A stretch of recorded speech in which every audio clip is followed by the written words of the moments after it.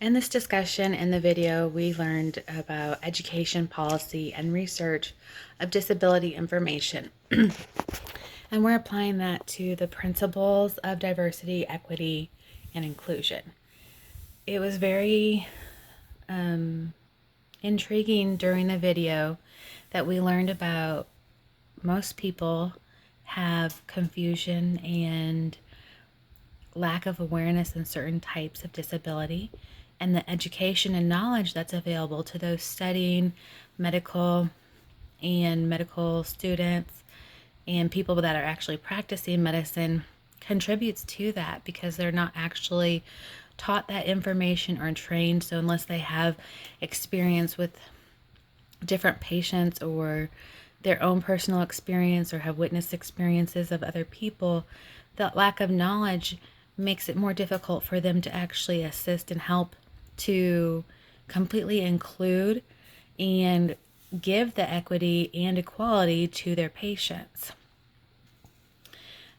We also mentioned that, most of us have multiple identities, and different disabilities can contribute to those identities, but each appearance and disability has to be treated on an individualistic approach.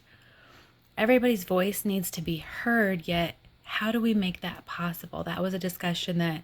we mentioned, and the purpose of the conversation and dialogue today was to expand on those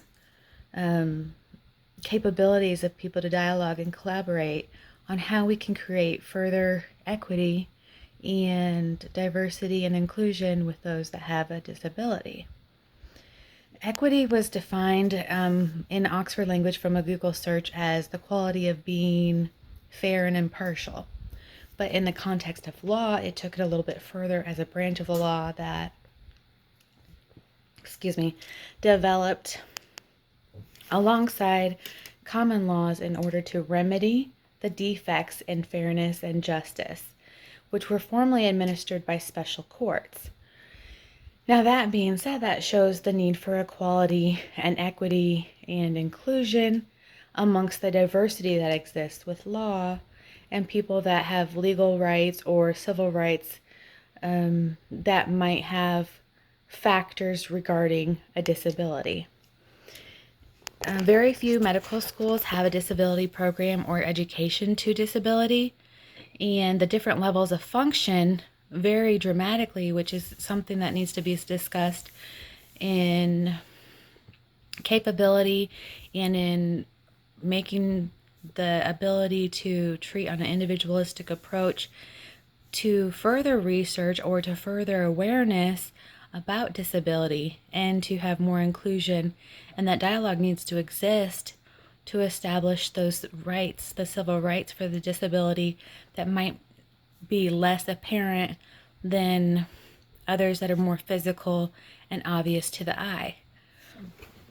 The lack of knowledge exists, but the lack of care, there's more care than lack of knowledge. So there's often awareness and care, but lack of ability or knowledge to treat or implement a plan to be more inclusive of those